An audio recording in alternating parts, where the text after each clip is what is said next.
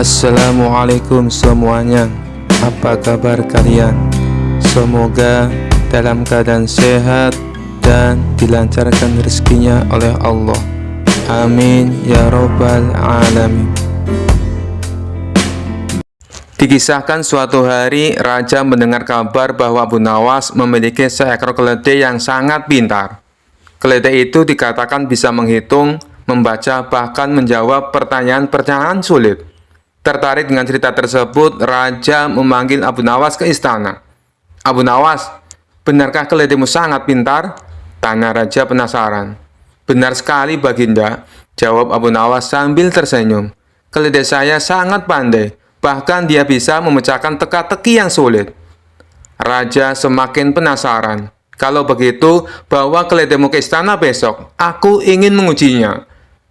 Keesokan harinya, Abu Nawas datang ke istana dengan membawa keledainya. Semua penasihat kerajaan dan para bangsawan berkumpul untuk melihat keajaiban ini. Raja mulai memberi pertanyaan. "Keledai, jika aku punya 5 apel, lalu aku makan 2, berapa yang tersisa?" Abu Nawas langsung menoleh ke keledainya dan berbisik, "Ayo, tunjukkan kehebatanmu." Keledai itu merengek pelan, lalu menginjak tanah 3 kali dengan kakinya. Semua orang tercengang. "Luar biasa, dia menjawab dengan benar," seru raja. Raja kemudian mengajukan pertanyaan lain. "Keledai, apa warna jubahku hari ini?" Abu Nawas mendekati keledainya dan berkata dengan lembut, "Ingat jawaban kita." Keledai itu merengek lagi dan menundukkan kepalanya ke arah jubah raja yang berwarna merah. Semua orang kembali terpukau. "Luar biasa, Abu Nawas, keledaimu benar-benar pintar," puji sang raja. Namun penasihat kerajaan merasa curiga. "Yang mulia, izinkan saya memberi pertanyaan. Saya ingin membuktikan kehebatan keledai ini." "Silahkan," kata raja. Penasihat itu berdiri dan bertanya, "Keledai, siapa yang lebih cerdas, kau atau Abu Nawas?" Keledai itu langsung merengek keras, menganggukkan kepala, dan berjalan ke arah Abu Nawas sambil menggoyangkan ekornya. Semua orang tertawa terbahak-bahak. Raja ikut tertawa dan berkata, "Abu Nawas, kau memang pandai. Keledaimu berhasil menghibur kami semua."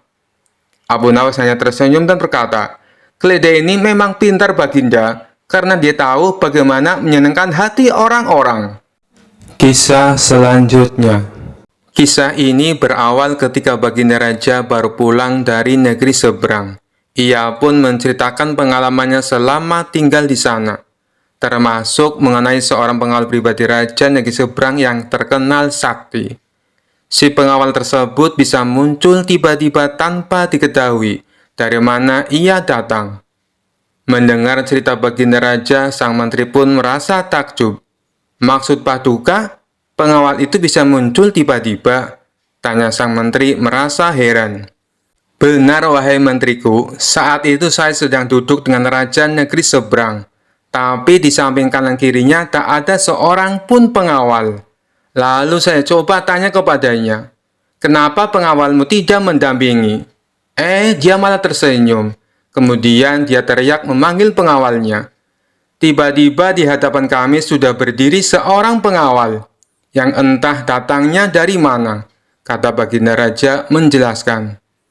"Bisa jadi pengawal tersebut sebenarnya adalah jin, Paduka," timpal sang menteri. "Mungkin juga bisa jadi dia adalah jin," balas Baginda Raja. Setelah mendengar cerita tersebut, sang menteri muncul ide akan sebuah tantangan. Kemudian ia mengungkapkan idenya tersebut kepada Baginda Raja.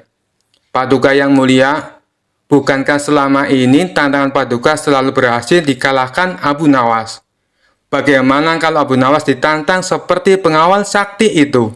kata sang menteri mengusulkan. "Tantangan? Tantangan apa? Aku belum paham dengan maksudmu," tanya Baginda Raja bingung. "Begini, Paduka, Abu Nawas kita tantang hadir di depan Paduka. Tapi tidak boleh dengan jalan kaki, tidak boleh berkendaraan, dan tidak boleh kelihatan. Dia harus datang tiba-tiba seperti pengawal itu," kata sang menteri menjelaskan. "Bagus sekali ide kamu, saya setuju. Kali ini Abu Nawas pasti akan kalah," balas Baginda Raja kegirangan. Tanpa membuang-buang waktu, Baginda Raja langsung memerintahkan beberapa pengawal untuk memanggil Abu Nawas. Singkat cerita, datanglah Abu Nawas menghadap Baginda Raja. "Wahai Abu Nawas, apakah kamu masih berani menerima tantanganku?" tanya Baginda Raja. "Tentu saja saya berani, Paduka. Tapi saya perlu tahu apa impiannya kalau saya berhasil," kata Abu Nawas balik bertanya. "Karena tantangan ini sangat sulit dan mustahil, hadiahnya akan aku tambah menjadi 1000 dinar. Tapi bila kamu gagal, sebagai hukumannya, kamu harus memandikan kuda-kuda istana selama sebulan. Dan semua hadiah yang selama ini aku berikan harus kamu kembalikan. Karena hadiah tersebut akan aku serahkan kepada menteriku, sebab dialah yang punya ide tantangan ini. Apa kamu bersedia?" tanya Baginda Raja kembali. Mendengar hadiah yang begitu besar, spontan Abu Nawas langsung tergiur. "Baik, Paduka yang mulia, saya sangat bersedia," sahut Abu Nawas dengan muka berseri-seri. Kemudian Baginda Raja memberitahu tantangan yang akan ia berikan. "Besok kamu harus ada di sini persis seperti sekarang ini, berdiri tepat di hadapanku. Tapi ada syaratnya. Kamu ke sini tidak boleh berjalan kaki, tidak boleh naik kendaraan, dan tidak boleh terlihat oleh siapapun. Pokoknya tahu-tahu kamu sudah ada di sini," jelas Baginda Raja. Seketika jantung Abu Nawas langsung berdebar kencang mendengar tantangan tersebut. "Ini tantangan yang mustahil. Mana mungkin aku bisa melakukannya," pikir Abu Nawas. Di tengah kebingungan Abu Nawas, Baginda Raja kembali berkata, "Kalau kamu membatalkan tantangan ini, itu saja kamu mengaku kalah. Dan itu berarti kamu harus menjalani hukuman dan menyerahkan semua hadiahmu kepada menteriku." Sementara sang menteri merasa puas dengan ide tantangan yang dimilikinya. "Mampus kau Abu Nawas, kau akan menderita selama sebulan," ucap sang menteri dalam hati. Nasi sudah menjadi bubur, Abu Nawas tak mungkin membatalkan tantangan tersebut. Ia pun lalu mohon diri kepada Baginda Raja untuk pamit pulang ke rumahnya. Setibanya di rumah, Abu Nawas duduk di teras rumah sambil memutar otaknya. Ia terus memikirkan cara agar terlepas dari hukuman. Namun sampai waktu menjelang sore, ia tak juga menemukan solusinya. Hampir saja Abu Nawas dibuat stres karena akan cerdiknya menemukan jalan buntu. Saat ia tengah termenung, salah seorang tetangganya lewat di depan rumah Abu Nawas dengan memanggul karung yang besar.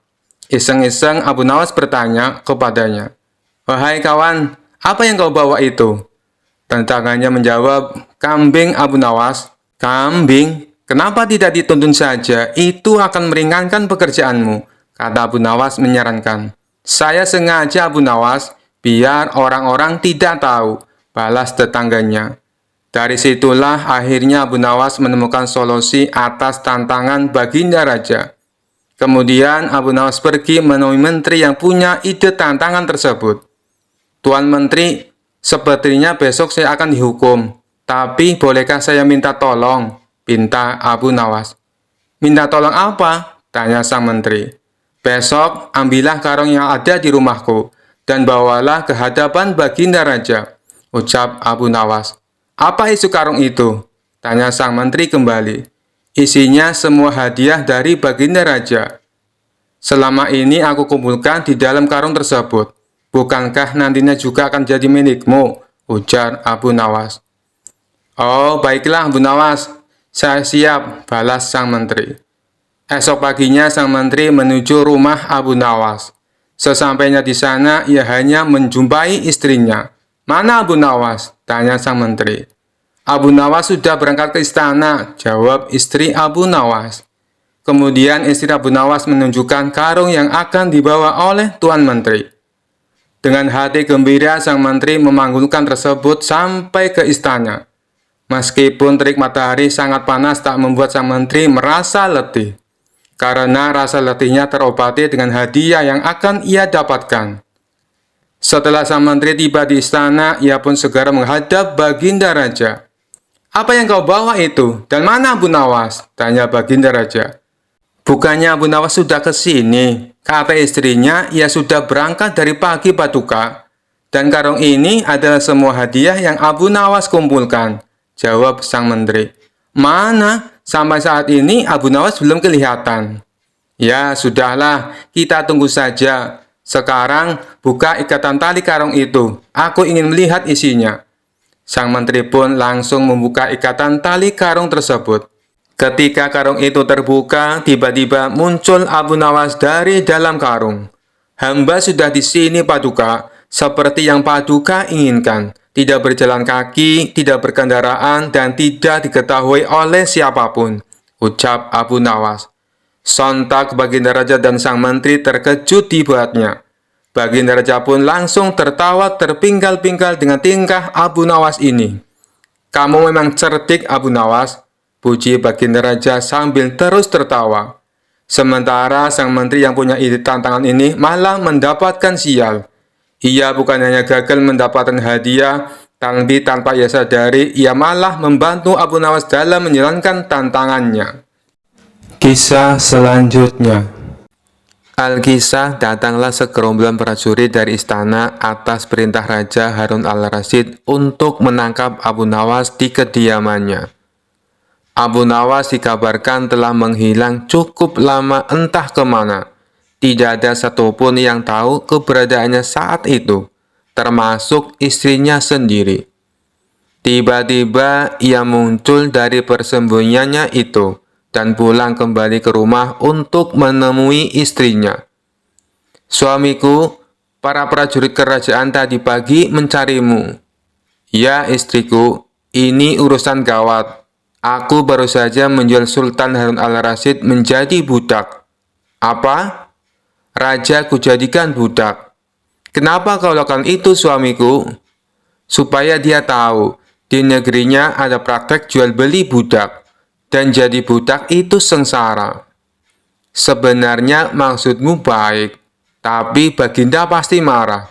Buktinya, para prajurit diperintahkan untuk menangkapmu. Menurutmu, apa yang akan dilakukan Sultan Harun al-Rasyid kepadaku? Pasti kau akan dihukum berat." "Gawat, aku akan mengerahkan ilmu yang kusimpan." Abu Nawas masuk ke dalam. Ia mengambil air wudhu lalu mendirikan sholat 2 rakaat. Kemudian berpesan kepada istrinya apa yang harus dilakukan ketika Baginda Raja datang. Tidak berapa lama kemudian tetangga Abu Nawas geger karena istri Abu Nawas menjerit-jerit. "Ada apa?" tanya tetangga Abu Nawas sambil tergopoh-gopoh. "Suamiku mati." "Hah? Abu Nawas mati?" "Iya." Kini kabar kematian Abu Nawas tersebar ke seluruh pelosok negeri. Baginda Raja terkejut. Kemarahan dan kegeraman beliau agak surut mengingat Abu Nawas adalah orang yang paling pintar menyenangkan dan menghibur Baginda Raja. Baginda Raja beserta beberapa pengawal istana beserta tabib istana segera menuju rumah Abu Nawas. Tabib segera memeriksa Abu Nawas. Sesaat kemudian, ia memberi laporan kepada Baginda Raja bahwa Abu Nawas memang telah mati beberapa jam yang lalu. Setelah melihat sendiri tubuh Abu Nawas terbujur kaku tak berdaya, Baginda Raja merasa terharu dan meneteskan air mata. Beliau bertanya kepada istri Abu Nawas, "Adakah pesan terakhir Abu Nawas untukku?" "Ada, Paduka yang mulia," kata istri Abu Nawas sambil menangis. "Katakanlah," kata Baginda Raja. "Suami hamba, Abu Nawas, memohon sudilah kiranya Baginda Raja mengampuni semua kesalahannya, baik di dunia maupun di akhirat di depan rakyat," kata istri Abu Nawas terbata-bata. "Baiklah, kalau itu permintaan Abu Nawas," kata Baginda Raja menyanggupi. Jenazah Abu Nawas diusung di atas keranda. Kemudian Baginda Raja mengumpulkan rakyatnya di tanah lapang. Beliau berkata, "Wahai rakyatku, dengarkanlah bahwa hari ini aku, Sultan Harun al-Rasyid, telah memaafkan segala kesalahan Abu Nawas yang telah diperbuat terhadap diriku dari dunia hingga akhirat, dan kalianlah sebagai saksinya." Tiba-tiba dari dalam keranda yang terbungkus kain hijau terdengar suara keras, "Syukur!"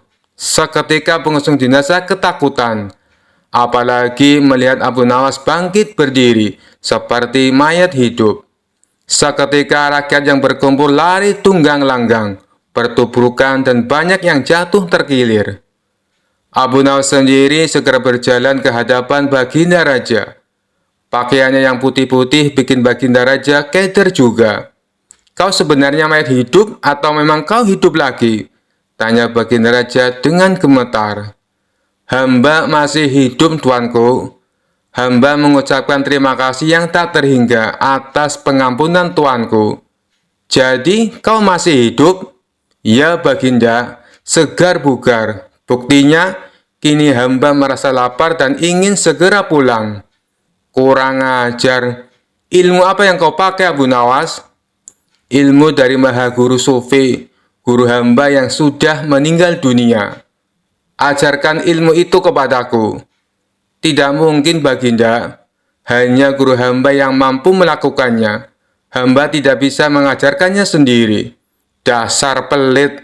Baginda Raja menggerutu kecewa. Kisah selanjutnya. Dikisahkan suatu hari Abu Nawas sedang bepergian ke kota untuk menghadiri undangan seorang sahabat. Di tengah perjalanan, ia tersesat di sebuah kampung yang tampak sepi. Jalanan gelap, hanya ada beberapa lampu minyak yang berkelip-kelip dari rumah-rumah penduduk. Abu Nawas mulai merasa ada yang aneh. Tiba-tiba sekelompok orang bertubuh besar dengan wajah garang muncul dari balik pepohonan. Salah satu dari mereka yang tampak seperti pemimpin berteriak, "Berhenti! Siapa kau dan apa yang kau bawa?" Abu Nawas dengan tenang tanpa rasa takut tersenyum lebar. "Aku hanya seorang musafir biasa, Tuan. Tapi kebetulan aku membawa sesuatu yang sangat berharga." Mendengar kata sangat berharga, mata para begal langsung berbinar-binar. Pemimpin mereka mendekat sambil berkata, "Serahkan barang itu, atau kau tidak akan keluar dari kampung ini hidup-hidup." Abu Nawas dengan santai mengeluarkan sebuah kotak kecil dari tasnya. Kotak itu dihiasi kain berwarna emas, tampak seperti sesuatu yang mahal. "Inilah yang kalian cari," kata Abu Nawas sambil memperlihatkan kotak tersebut. "Namun barang ini sangat berbahaya jika kalian tidak tahu cara menggunakannya." Para begal bingung sekaligus penasaran. Salah satu dari mereka bertanya, "Apa itu? Mengapa berbahaya?" Abu Nawas berpura-pura serius. "Ini adalah pusaka yang hanya bisa dipegang oleh orang-orang yang berani. Jika kalian salah memegangnya, kalian akan terkena kutukan yang mengerikan." Para begal saling pandang. Pemimpinnya berkata, "Aku tidak percaya, buka kotaknya sekarang." Abu Nawas membuka kotak itu perlahan-lahan. Di dalamnya ternyata hanya ada sebuah bawang merah besar. "Bawang ini adalah bawang sakti," kata Abu Nawas. "Jika kalian menyentuhnya tanpa keberanian, kalian akan menangis tanpa henti selama 7 hari 7 malam. Para begal tertawa terbahak-bahak. "Ini hanya bawang merah. Kau pikir kami takut pada bawang?" Pemimpin begal merebut bawang itu dari tangan Abu Nawas. Begitu ia menyentuh bawang tersebut, Abu Nawas berteriak, "Kutukan dimulai!" Tentu saja karena itu bawang merah, mata pemimpin begal langsung terasa pedih. Ia mulai menangis bukan karena takut, tapi karena efek bawang tersebut. Melihat pemimpin mereka menangis, para begal lainnya menjadi panik. Sambil menangis, pemimpin begal berteriak, "Apa yang kau lakukan padaku, musafir licik?" Abu Nawas tersenyum lebar dan berkata, "Aku sudah bilang, hanya orang yang benar-benar berani yang bisa menyentuhnya. Kau harus merenungkan keberanianmu selama 7 hari 7 malam." Saat para begal sibuk mengurus pemimpin mereka yang terus menangis, Abu Nawas dengan cepat mengambil langkah 1000 dan kabur dari kampung tersebut. Keesokan harinya, Abu Nawas sampai di kota dengan selamat dan menceritakan pengalamannya kepada sahabat-sahabatnya. Mereka semua tertawa terbahak-bahak mendengar cara cerdik Abu Nawas mengelabui para begal. Kisah selanjutnya. Dikisahkan suatu hari di negeri tempat Abu Nawas tinggal, datanglah seorang ulama asing yang mengaku memiliki karomah luar biasa. Ia berkata kepada orang-orang bahwa ia bisa berjalan-jalan ke surga kapan saja. Banyak warga desa yang percaya karena ucapan ulama itu terdengar meyakinkan, dan ia sering memberi ceramah panjang lebar tentang apa saja yang dilihatnya di surga. Di surga itu buahnya segar-segar dan harum, airnya jernih seperti kristal. Saya sudah sering ke sana, katanya dengan bangga. Warga pun terkagum-kagum dan mulai memberikan banyak hadiah kepada ulama tersebut sebagai bentuk penghormatan. Mendengar berita itu, Abu Nawas merasa ini tidak masuk akal. Ia pun memutuskan untuk menguji kebenaran perkataan ulama tersebut. Pada suatu sore, Abu Nawas datang ke tempat ulama tersebut yang sedang berceramah.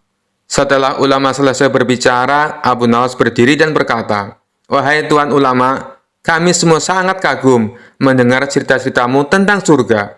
Namun, aku ingin mengajukan satu permintaan kecil." Ulama itu tersenyum angkuh. "Silahkan Abu Nawas, permintaan apa yang kau ajukan?" Abu Nawas menjawab dengan santai, "Karena kau bisa pergi ke surga kapan saja, bisakah kau menitipkan sepotong roti ini kepada nenekku yang sudah meninggal? Aku sangat merindukannya." Ulama itu tampak terkejut mendengar permintaan Abu Nawas. Namun karena sudah terlanjur sombong di hadapan warga, ia tidak bisa menolak. "Tentu saja, berikan rotimu. Aku akan menitipkannya kepada nenekmu saat aku pergi ke surga nanti malam," jawab ulama itu dengan ragu. Abu Nawas menyerahkan sepotong roti dan berkata, "Baiklah Tuan Ulama, aku akan datang besok pagi untuk mengambil jawaban dari nenekku. Tolong sampaikan padanya. Aku ingin tahu apakah rotinya enak." Warga yang mendengar permintaan itu mulai tertawa kecil karena merasa ada yang aneh. Ulama tersebut semakin terpojok. Malam harinya ia merasa gelisah karena jelas ia tidak mungkin bisa benar-benar pergi ke surga. Keesokan paginya, Abu Nawas datang menemui ulama itu bersama para warga. "Bagaimana Tuan Ulama? Apakah nenekku menerima roti yang kutitipkan?" tanya Abu Nawas dengan wajah polos. Ulama itu tampak pucat. Ia kebingungan harus menjawab apa. Akhirnya ia berusaha mengelak. "Aduh Abu Nawas, maaf sekali. Tadi malam pintu surga sedang ditutup untuk perbaikan. Aku tidak sempat bertemu nenekmu." Mendengar jawaban itu, Abu Nawas tertawa terbahak-bahak. "Wah, luar biasa sekali. Ternyata surga juga butuh renovasi. Mungkin karena sering kau kunjungi, pintunya jadi rusak." Warga yang mendengar itu tertawa terbahak-bahak. Ulama itu merasa sangat malu, dan sejak itu ia tidak pernah lagi mengaku-ngaku bisa jalan-jalan ke surga. Kisah selanjutnya. Seluruh pegawai istana diberitahu untuk kumpul di istana oleh Baginda Raja bersama para menteri. Setelah semua bawahannya itu berkumpul, Baginda Raja lalu menyampaikan maksudnya. "Kalian semua aku undang ke sini karena ada beberapa hal yang ingin aku sampaikan. Yang pertama, aku ucapkan terima kasih kepada kalian, karena selama ini kalian telah bekerja keras ikut membantu mengurus negeri yang kita cintai ini," kata Baginda Raja. "Yang kedua, hari ini adalah hari jadi negeri kita. Jadi sebagai rasa terima kasihku, kalian semua akan mendapatkan hadiah," lanjutnya. Mendengar hal itu, para menteri bersorak kegirangan. "Terima kasih Paduka yang mulia," kata salah seorang menteri.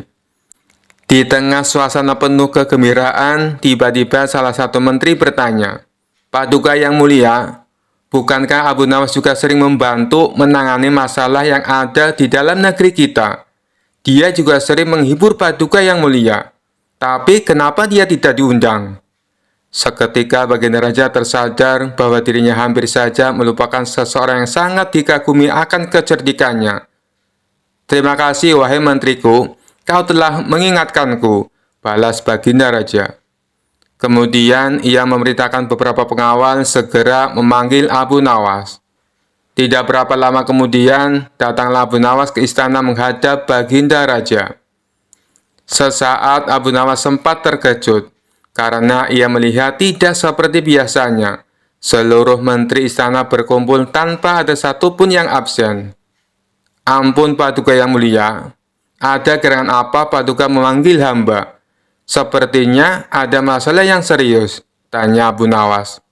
"Tidak ada masalah apa-apa Abu Nawas. Justru ini adalah hari yang penuh kebahagiaan, balas Baginda Raja. Alhamdulillah kalau begitu. Tapi ada tujuan apa hamba dan semua menteri istana diperintah menghadap Paduka? Tanya Abu Nawas lagi. Baginda Raja lalu memberitahu akan memberikan hadiah kepada semua menteri, termasuk Abu Nawas.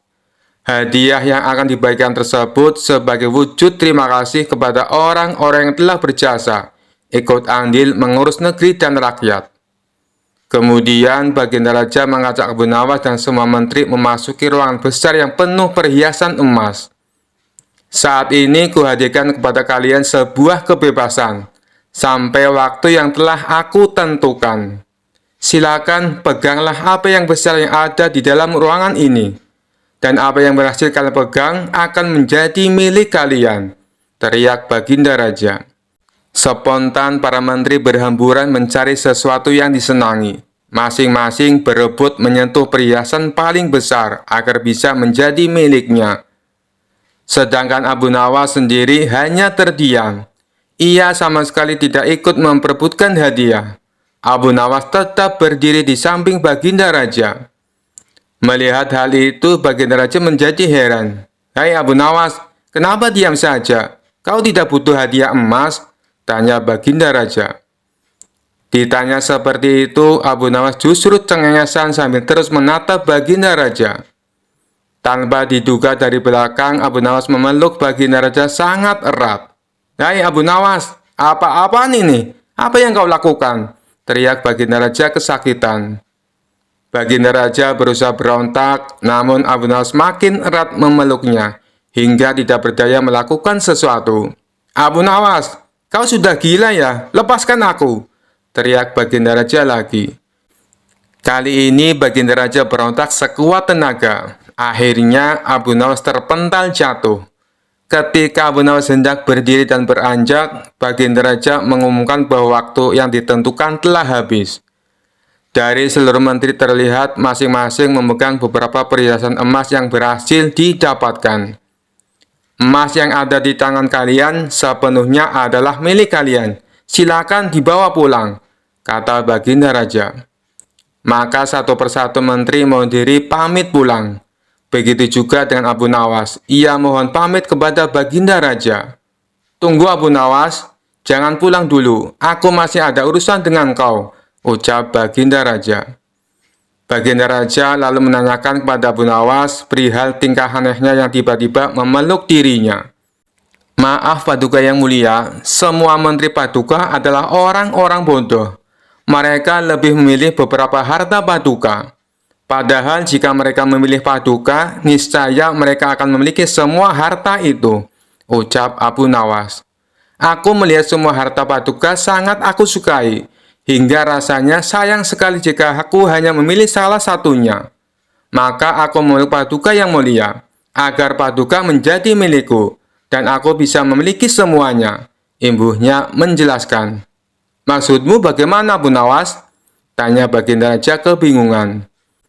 "Begini Paduka yang mulia, kebanyakan manusia bodoh di dunia ini lebih memilih harta dunia ketimbang pemilik sejatinya, yaitu Allah Subhanahu wa Ta'ala. Banyak manusia berlomba-lomba hanya untuk mendapatkan sebagian kecilnya saja. Padahal kalau dia mau memilih dan memiliki Allah, niscaya bukan hanya semua yang ada di muka bumi ini yang akan menjadi miliknya, melainkan Allah pun akan menjadi miliknya. Jika Allah telah menjadi miliknya, semua akan ia dapatkan. Itulah alasannya kenapa hamba memeluk Paduka. Dengan begitu, hamba telah memiliki Paduka. Jadi semua yang Paduka miliki kini menjadi milikku juga, termasuk istana dan harta seisinya," papar Abu Nawas sambil cengengesan. "Kamu memang cerdik Abu Nawas," puji Baginda Raja. Maka sebagai hadiahnya, Baginda Raja mempersilakan Abu Nawas untuk memilih sendiri. Ia mempersilakan Abu Nawas mengambil hadiah sebanyak yang dia inginkan. Akhirnya, tanpa bersusah payah, Abu Nawas bisa mendapatkan hadiah emas yang lebih banyak daripada menteri-menteri istana. Kisah selanjutnya. Dikisahkan suatu pagi yang cerah, Abu Nawas sedang duduk di depan rumahnya sambil menikmati secangkir teh hangat. Tiba-tiba seorang tetangga bernama Pak Jalal datang dengan wajah cemberut, membawa seutas tali yang ujungnya terikat bulu ayam. "Abu Nawas, kau pasti tahu ayamku hilang semalam, dan ini," seru Pak Jalal sambil menunjukkan bulu ayam. "Aku menemukan bulu ayam ini di depan rumahmu. Kau pasti mencurinya." Abu Nawas terkejut, tapi ia tetap tenang. Dengan gaya santai, ia menatap bulu ayam itu dan berkata, "Pak Jalal, ini hanya bulu ayam.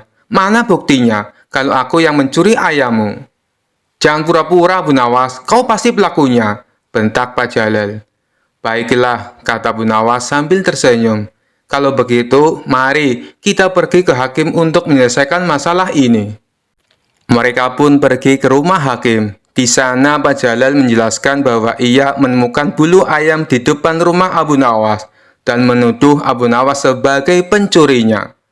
Hakim mengangguk-angguk, lalu bertanya kepada Abu Nawas, "Bagaimana pembelaanmu, Abu Nawas?" Dengan tenang Abu Nawas menjawab, "Yang mulia, jika bulu ayam di depan rumah saya dijadikan bukti bahwa saya mencuri ayam, maka jika saya menemukan rambut di depan rumah Pak Jalal, apakah itu berarti saya boleh menuduh Pak Jalal mencuri istri saya?" Hakim dan semua orang yang mendengar itu langsung tertawa terbahak-bahak. Pak Jalal pun terdiam dengan wajah merah padam karena malu. Hakim berkata, "Pak Jalal, tuduhanmu tidak berdasar. Hanya karena ada bulu ayam di depan rumah Abu Nawas, bukan berarti dia mencuri ayammu. Ulanglah dan carilah ayammu dengan cara yang benar." Pak Jalal akhirnya pergi dengan wajah kesal. Sementara Abu Nawas pulang ke rumahnya sambil tersenyum puas. Sejak saat itu tidak ada lagi yang berani menuduh Abu Nawas tanpa bukti yang jelas, karena mereka tahu betapa cerdiknya Abu Nawas. Kisah selanjutnya. Dikisahkan pada suatu hari, seorang Yahudi kaya di kota Baghdad merasa iri dengan kepopuleran Abu Nawas yang dikenal cerdas dan dihormati banyak masyarakat. Ia pun berniat menjebak Abu Nawas agar terperangkap dalam aib besar dan dipermalukan di depan Raja Harun al-Rasyid. Yahudi itu mengundang Abu Nawas ke rumahnya dengan alasan ingin berdiskusi tentang ilmu pengetahuan. Abu Nawas yang selalu bersikap ramah kepada siapa saja menerima undangan itu tanpa curiga. Saat tiba di rumah Yahudi tersebut, Abu Nawas disuguhi makanan dan minuman yang mewah. Namun ada satu minuman yang tampak mencurigakan bagi Abu Nawas, sebuah gelas berisi cairan merah. "Abu Nawas," kata Yahudi itu dengan senyum licik, "minuman ini adalah sari buah anggur yang sangat langka. Hanya orang-orang istimewa yang bisa mencicipinya. Silakan minumlah." Abu Nawas melirik gelas itu dengan tatapan tajam. Ia tahu betul bahwa itu bukan sekedar sari buah, melainkan arak. Namun ia tidak ingin langsung menolak, karena bisa jadi itu adalah jebakan untuk memfitnahnya. "Ampun Tuan," kata Abu Nawas dengan nada polos, "minuman ini memang terlihat lezat. Tapi bolehkah aku bertanya, apakah ini halal untuk diminum oleh seorang muslim seperti aku?" Yahudi itu berpura-pura terkejut. "Tentu saja halal. Ini hanya sari buah anggur biasa. Tidak ada yang haram di dalamnya." Abu Nawas tersenyum kecil. Ia lalu memegang gelas itu, mendekatkannya ke hidungnya dan pura-pura menghirup aromanya. Aromanya memang kuat. "Tapi apakah Tuan yakin ini hanya sari buah anggur? Sebab dari baunya ini lebih mirip minuman yang memabukkan." Yahudi itu merasa tersudut, tetapi tetap berusaha memaksa. "Minumlah saja Abu Nawas, tidak ada yang perlu kau khawatirkan." Abu Nawas lalu berdiri dan berkata dengan lantang, "Jika kau yakin ini halal, maka minumlah terlebih dahulu di depanku. Sebab sebagai tuan rumah, kau harus memberi contoh kepada tamumu." Yahudi itu terkejut dan mulai panik. Ia mencoba mencari alasan, tetapi Abu Nawas tidak memberinya kesempatan. "Kau ragu-ragu, maka aku akan membawanya ke istana dan meminta Raja Harun al-Rasyid untuk menilai apakah minum ini halal atau tidak. Jika ini arak, kau akan dihukum berat karena mencoba menjebakku." Mendengar ancaman itu, Yahudi tersebut gemetar ketakutan. Ia akhirnya mengakui bahwa itu adalah arak dan meminta maaf kepada Abu Nawas. "Maafkan aku Abu Nawas, aku hanya ingin melihat apakah kau akan melanggar agamamu atau tidak. kata Yahudi itu dengan suara lirih. Abu Nawas tersenyum dan berkata, "Lain kali, jika kau ingin menjebak seseorang, pastikan dulu dia bukan Abu Nawas." Yahudi itu pun malu, sementara Abu Nawas pulang dengan hati lega, membawa kemenangan lain atas kecerdikannya. Kisah selanjutnya. Dikisahkan pada suatu hari, Raja Harun al-Rasyid merasa bosan dan ingin menghibur diri dengan menguji kecerdasan Abu Nawas. Ia memanggil Abu Nawas ke istana dengan maksud memberikan pertanyaan yang sulit sekaligus menjebak. "Abu Nawas," kata raja sambil duduk di singgasananya, "aku punya pertanyaan untukmu. Mana yang lebih utama, matahari atau bulan?" Abu Nawas menggaruk-garuk kepalanya, seolah sedang berpikir keras. Sebenarnya ia tahu pertanyaan ini hanyalah permainan sang raja. Tetapi ia ingin memberikan jawabannya tidak hanya lucu, juga membuat raja terpancing emosi. Dengan tenang, Abu Nawas menjawab, "Tentu saja bulan, Baginda." Raja mengerutkan kening, tidak menyangka jawaban tersebut. "Apa? Bulan lebih utama daripada matahari? Jelaskan alasanmu." Abu Nawas tersenyum santai dan berkata, "Baginda, bulan jauh lebih berguna daripada matahari, sebab bulan menerangi malam yang gelap, sementara matahari muncul di siang hari yang memang sudah terang. Apa gunanya cahaya di siang hari, Baginda?" Raja langsung terperanjat mendengar jawaban tersebut. Ia merasa jawaban Abu Nawas sangat aneh, tetapi masuk akal dalam logikanya yang unik. Namun, Raja juga merasa seperti dipermainkan. "Abu Nawas, kau sedang bercanda ya?" seru Raja dengan nada sedikit kesal. Abu Nawas tetap tenang dan berkata, "Ampun Baginda, saya tidak bercanda. Saya hanya berkata jujur. Kalau bulan tidak ada, malam hari akan gelap gulita. Tapi kalau matahari tidak ada, toh siang hari masih tetap terlihat." Raja memegang dahinya, setengah bingung, setengah jengkel. Ia mencoba mencari celah untuk membantah. "Tapi Abu Nawas, matahari adalah sumber kehidupan. Tumbuhan tumbuh karena matahari. Kalau matahari tidak ada, bagaimana kita hidup?" Abu Nawas langsung menjawab dengan senyum lecek, "Ampun Baginda, justru karena matahari begitu penting, kita tidak boleh mempersoalkannya. Ia terlalu agung untuk dibandingkan dengan bulan. Sebaliknya, bulan itu seperti teman kita, datang hanya saat kita membutuhkan, yaitu di malam hari." Raja Harun menepuk dahinya keras-keras, lalu tertawa terbahak-bahak sambil berkata, "Abu Nawas, jawabanmu sungguh licik dan penuh akal. Kau membuatku jengkel, tetapi aku tidak bisa menyangkal kecerdasanmu." Abu Nawas tersenyum lega. Ia tahu bahwa meskipun Raja sempat kesal, jawaban lucunya telah menyelamatkan hari itu dan membuat sang raja terhibur. Seperti biasa, kecerdikan Abu Nawas membuat semua orang di istana terkagum-kagum. Kisah selanjutnya. Dikisahkan Abu Nawas pergi ke negeri seberang yang terdapat sebuah kerajaan aman, adil, makmur, dan sentosa, karena dipimpin oleh raja yang bijaksana. Sang raja sudah memimpin sejak usia muda hingga sekarang. Di masa tua belum pernah digantikan oleh siapapun. Dan rakyatnya tidak pernah keberatan karena raja memerintah dengan adil. Suatu hari raja merasa jenuh. Dia ingin istirahat menjadi raja selama setahun. Namun uniknya tidak menyerahkan posisi raja kepada anak keturunannya, tetapi malah mengadakan sayembara untuk mencari sosok yang pantas menjadi raja. Disebarlah pengumuman ke seluruh negeri. Siapapun boleh menjadi raja, mulai rakyat jelata sampai kaum bangsawan. Tetapi ada dua syarat yang harus dijalani. Syarat pertama, dia akan dijadikan raja selama setahun. Syarat kedua, setelah menjadi raja selama setahun, maka harus diasingkan di sebuah hutan belantara yang dihuni ribuan hewan buas. Syarat pertama tentu saja bukan masalah besar, justru merupakan suatu keberuntungan. Namun syarat kedua membuat orang-orang yang berhasrat menjadi raja akan berpikir dua kali. Karena semua orang tahu seperti apa hutan belantara yang penuh dengan binatang buas. Karena itulah sayembara tersebut belum ada yang berani mengajukan diri menjadi seorang raja. Akhirnya datang seorang pemuda yang menyatakan kesanggupannya menjadi raja dan menerima dua syarat tersebut. Pemuda ini sebenarnya adalah pemuda biasa yang ingin merasakan bagaimana nikmatnya menjadi raja, karena selama ini ia hidup pas-pasan.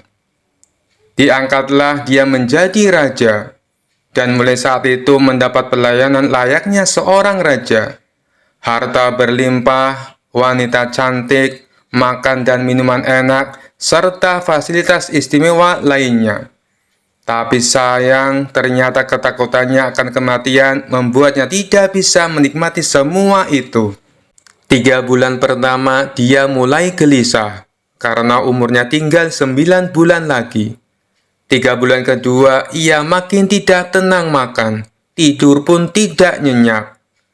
3 bulan ketiga, dia mulai menyesali keputusannya menjadi raja. 3 bulan terakhir, si pemuda makin stres berat, karena hidupnya tinggal beberapa bulan lagi, dan kesenangan yang dicari selama ini tidak bisa dirasakan. Ketika masa jabatan sebagai raja sudah berakhir, lalu dibuanglah dia ke hutan belantara. Tidak butuh waktu lama, terdengar kabar ke seluruh negeri jika pemuda itu tewas dimakan binatang buas. Adanya peristiwa tersebut membuat orang-orang kian enggan melamar menjadi raja. Tapi ternyata masih saja ada pemuda lain yang ingin melamar menjadi raja. Diangkatlah pemuda kedua ini menjadi seorang raja. 3 bulan pertama menjadi raja, ia puas-puaskan berpesta, karena sadar hidupnya tidak akan lama lagi. 3 bulan kedua dan berikutnya, hari-harinya ia habiskan dengan foya-foya dan pesta pora. Bulan berganti bulan, pestanya makin gila-gilaan. Ia sudah tidak peduli lagi pada apapun. Dia hanya ingin bersenang-senang sebelum mati setelah jabatannya sebagai raja berakhir. Lalu dibuanglah dia ke hutan belantara. Tidak berapa lama terdengar kabar bahwa si pemuda kedua tewas diterkam singa. Tubuhnya dicabik-cabik dan jadi rebutan para singa. Peristiwa ini membuat banyak orang melupakan mimpi menjadi seorang raja. Mereka masih penasaran apakah masih ada orang yang cukup bodoh untuk melamar menjadi raja. Suatu hari Abu Nawas mampir ke negeri tersebut dengan tujuan menemui sahabat lamanya yang kebetulan merupakan penduduk di sana. Sesampainya di negeri itu, dengan penuh kehangatan Abu Nawas disambut temannya. Mereka berdua saling melepas kangen satu sama lainnya. Di sela-sela obrolannya, Abu Nawas merasa iba dengan kondisi sahabatnya itu. Ia kini hidup miskin, tinggal di gubuk kecil reot, hanya seorang diri. "Mana istrimu?" tanya Abu Nawas. "Semenjak aku jatuh miskin, ia pergi meninggalkanku," jawab sahabat. "Ya sudah, yang sabar ya. Yang penting kamu jangan tinggalkan sholat. Jangan lupa berdoa kepada Allah, agar Allah membukakan pintu rezeki untukmu," tutur Abu Nawas. "Alhamdulillah, aku tidak pernah tinggalkan sholat. Bahkan aku sekarang rajin berpuasa sunnah," balas sahabatnya. "Oh iya, ngomong-ngomong, mana nih makanannya? Dari tadi kenapa belum keluar?" celetuk Abu Nawas. "Maaf Abu Nawas, aku sudah tidak punya apa-apa. Aku sendiri kadang sehari makan, kadang tidak," ujar sahabatnya. Mendengar hal itu membuat hati Abu Nawas makin terenyuh. "Kenapa tidak mencari kerja? Upahnya kan bisa untuk beli makanan," tanya Abu Nawas. "Setiap hari aku keluar untuk cari pekerjaan, tapi belum juga dapat. Mungkin belum rezekiku," jawab sang sahabat. "Kalau mau nekat sih sebenarnya aku bisa. Bahkan aku bisa menjadi raja dan kaya raya. Tapi itu hanya sementara. Setelah itu aku mati diterkam binatang buas di hutan belantara," kata sahabatnya melanjutkan. "Maksudmu bagaimana?" tanya Abu Nawas heran. Kemudian sahabatnya itu memberitahu tentang sayembara yang diadakan rajanya. Mendengar sayembara tersebut, Abu Nawas terdiam sejenak. Tiba-tiba terlintas di benak Abu Nawas sebuah ide yang cemerlang. Kamu ingin hidup kaya? Aku akan membantumu. Sekarang juga antaran aku ke hadapan rajamu. Aku mau mendaftar menjadi raja, ucap Abu Nawas. Kamu gila ya? Jangan Abu Nawas, itu sama saja bunuh diri, cegah sahabatnya. Sudahlah, turuti saja perkataanku, timpal Abu Nawas. Maka diantaralah Abu Nawas ke istana untuk menemui sang raja. Ada perlu apa kalian datang kemari? Tanya sang raja. Maaf Tuan Raja, hamba Abu Nawas dari negeri seberang ingin mendaftar menjadi raja. Itu pun kalau Tuan Raja mengizinkan, ucap Abu Nawas. Oh, tentu saja boleh. Siapapun dipersilakan menjadi raja. Tapi ada dua syarat yang harus dijalani, ujar sang raja. Hamba siap Paduka Yang Mulia, tapi hamba minta satu permintaan. Izinkan sahabat hamba ini menjadi pengawal pribadi hamba, kata Abu Nawas sambil menunjuk sahabatnya yang berdiri di sampingnya. Oh, silakan saja. Saat menjadi raja selama setahun, kau berhak atas segala sesuatunya, termasuk mengatur semua prajurit kerajaan beserta para menteri. Tapi ketika masamu menjadi raja berakhir, sahabatmu juga harus ikut kau dibuang ke hutan belantara, timpal sang raja. Sahabat Abu Nawas ini pun kaget dan sempat menolak dijadikan pengawal pribadinya. Namun akhirnya Abu Nawas berhasil membujuknya. Mendengar ada yang melamar menjadi raja lagi membuat masyarakat penasaran. Sebagian menertawakan kebodohan tersebut, sementara yang lain merasa iba dan kasihan. Abu Nawas akhirnya diangkat menjadi raja dan diberi segala kemewahan serta kemudahan fasilitas layaknya baginda raja. Ternyata berbeda dengan dua pemuda sebelumnya, Abu Nawas tidak berpesta pora dan foya-foya. Namun ia membuat beberapa tindakan selama menjadi raja. 3 bulan pertama, Abu Nawas memerintah ribuan prajurit untuk membabat habis hutan belantara dan memindahkan semua binatang buas ke tempat lain. Sebagai raja, tentu perintahnya harus dipatuhi. Setelah 3 bulan berlalu, hutan belantara tempat ia akan dibuang kini menjadi tanah kosong yang siap huni. 3 bulan kedua, Abu Nawas memerintahkan para arsitek membuat istana megah untuk dirinya, tentunya dengan uang kerajaan yang dikuasai. Abu Nawas bisa membangun apa saja termasuk membangun istana di tanah yang dulunya adalah hutan belantara. Dalam jangka waktu 3 bulan, berdirilah istana megah dan kokoh. 3 bulan ketiga, Abu Nawas memerintahkan para prajurit membawakan harta dan perabotan dikirim ke istana yang baru saja dibangunnya. 3 bulan terakhir, Abu Nawas menawarkan kepada masyarakat, siapa saja yang mau pindah di wilayah istananya akan dibuatkan rumah dan diberi modal uang untuk berdagang. Kesempatan tersebut tidak disia-siakan warga. Ratusan orang mendaftarkan diri untuk pindah ke sekitaran istana Abu Nawas. Selama 3 bulan terakhir, tempat yang tadinya hutan belantara kini berubah menjadi pemukiman penduduk. Bahkan di sana Abu Nawas mempunyai istana dengan dipenuhi harta kekayaan. Akhirnya habislah masa jabatan Abu Nawas sebagai raja. Sesuai perjanjian, Abu Nawas dan sahabatnya dibuang ke hutan belantara yang kini sudah menjadi pemukiman penduduk. Sesampainya di sana, Abu Nawas dan sahabatnya memasuki istana barunya. Ini semua untukmu. Kau sekarang sudah menjadi orang kaya raya. Tapi jangan lupa bersedekah, utur Abu Nawas. Sahabatnya itu terkejut bukan main. Ia langsung merangkul Abu Nawas dan mengucapkan terima kasih. Akhirnya Abu Nawas pun pamit pulang kembali ke negerinya. Kisah selanjutnya. Dikisahkan Abu Nawas mempunyai tetangga seorang tuan tanah yang kaya raya. Hampir seluruh penduduk desa bekerja di perkebunannya. Namun tuan tanah tersebut mempunyai sifat pelit dan bahil. Tak hanya itu, selain berprofesi sebagai tuan tanah, ia juga menjadi rentenir. Hal inilah yang membuat Abu Nawas resah.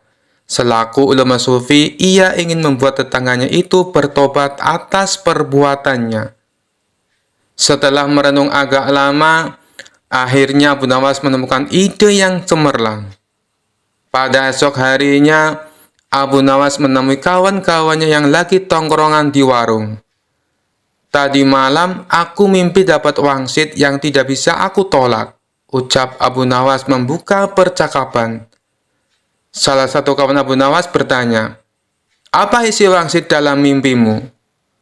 Abu Nawas menjawab, "Aku mendapatkan wangsit apapun yang dititipkan padaku, maka akan beranak."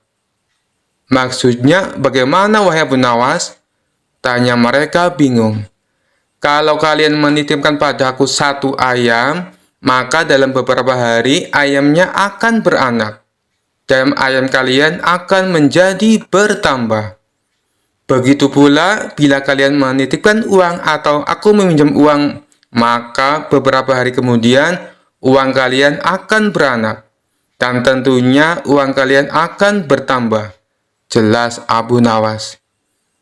Sebagian kawannya ada yang percaya, ada juga yang tidak percaya. Jangan-jangan ini cuma akal bulus Abu Nawas untuk meminjam uang. "Nanti sore aku akan meminjami 1 ekor kambing kepadamu," ucap salah satu dari mereka. Yang lain menimpali, "Aku akan meminjami uang 2 dinar. Silakan, silakan," dengan senang hati, balas Abu Nawas. Setelah 5 hari berlalu, ternyata benar, kambing dan uang yang dipinjamkan kepada Abu Nawas menjadi beranak.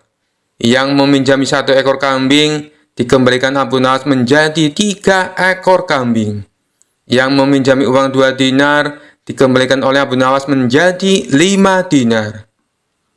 Berita tentang Abu Nawas tersebut tersebar ke seluruh penduduk desa, dan sampai ke telinga tuan tanah pelit yang menjadi rentenir. Dengan ditemani beberapa pengawalnya, tuan tanah itu mendatangi rumah Abu Nawas. "Wahai saudaraku Abu Nawas, adakah keperluan yang kau inginkan? Katakan saja, nanti aku bisa meminjamimu," ucap tuan tanah merayu. "Maaf tuan, saat ini saya tak lagi membutuhkan apa-apa," balas Abu Nawas. "Baiklah, nanti kalau kamu perlu apa-apa, datang saja padaku. Jangan sungkan-sungkan," timpal si tuan tanah dengan senyum yang ramah. "Baik tuan, kapan-kapan saya akan ke rumah tuan," ucap Abu Nawas. Tuan tanah dan para pengawalnya pun pamit pulang meninggalkan rumah Abu Nawas. Pada suatu sore, Abu Nawas merasakan lapar. Ia tak mempunyai apapun di dalam rumah untuk dimakan. Kemudian, Abu Nawas mendatangi tuan rumah untuk meminjam 3 butir telur. Dengan senang hati, si tuan tanah menyambut dan meminjamkannya kepada Abu Nawas. 5 hari kemudian, Abu Nawas mengembalikan telur yang dipinjamnya. Si tuan tanah menerimanya dengan senang hati. Di saat ia membuka bungkusan yang dibawa oleh Abu Nawas, jumlah telurnya bertambah menjadi 5. "Kok telurnya ada 5? Tanya tuan tanah pura-pura tidak tahu sembari tersenyum. "Tidakkah tuan mendengar kabar? Apapun yang saya pinjam pasti beranak," ujar Abu Nawas. Si tuan tanah pun tersenyum bahagia. Ia lalu menawarkan pinjaman-pinjaman lain kepada Abu Nawas. Namun Abu Nawas menolaknya dengan alasan sedang tidak butuh. Hingga pada suatu hari, Abu Nawas kembali mendatangi tuan tanah yang kaya raya itu. "Ada perlu apa wahai saudaraku Abu Nawas?" tanya si tuan tanah. "Saya ingin meminjam uang 1000 dinar, jawab Abu Nawas. Jumlah uang yang terbilang cukup banyak. Dengan uang segitu bisa untuk menggaji seluruh karyawan tuan tanah selama sebulan. Tuan tanah kaya raya itu segera membuka berangkas uangnya dan meminjamkan uang sejumlah 1000 dinar kepada Abu Nawas. "Ini uangnya wahai saudaraku, silakan dibawa pulang," ucap tuan tanah sambil memberikan uangnya kepada Abu Nawas. Abu Nawas pun pulang dengan membawa uang 1000 dinar. Sementara tuan tanah yang belit itu berhayal. Tidak lama lagi uangku akan bertambah banyak, ucapnya dalam hati kegirangan. Hari berganti hari, si tuan tanah merasa tidak sabar menunggu kedatangan Abu Nawas. 5 hari berlalu, Abu Nawas masih belum juga datang. Tak terasa sudah berjalan 1 bulan, dan Abu Nawas tak kunjung datang ke rumahnya.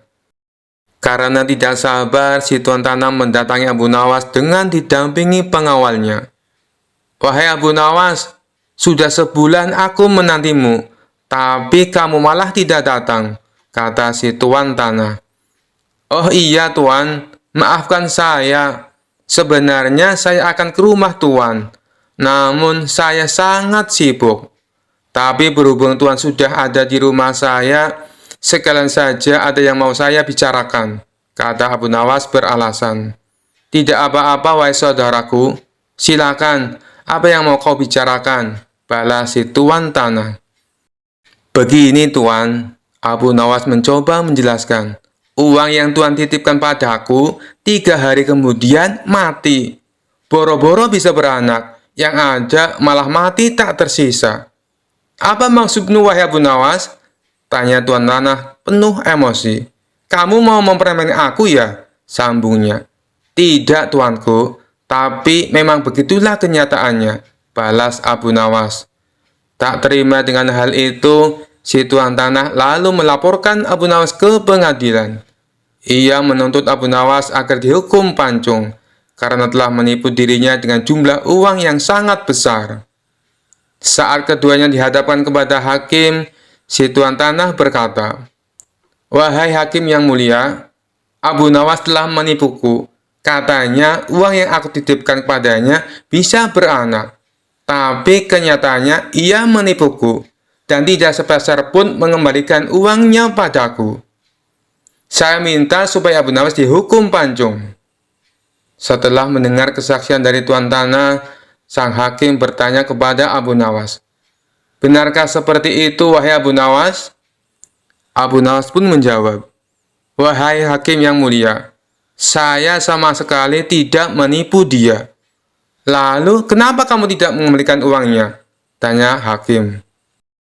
Abu Nawas kembali menjawab, "Dari awal sudah saya katakan padanya tuan hakim, apapun yang dititipkan padaku bisa beranak. Dan kebetulan uang yang ia titipkan padaku bukannya beranak tapi malah mati. Dan aku tak mungkin mengembalikannya karena sudah mati. Bukankah sesuatu yang beranak pasti bisa mati?" kata Abu Nawas menjelaskan. Sang hakim manggut-manggut dan membenarkan ucapan Abu Nawas.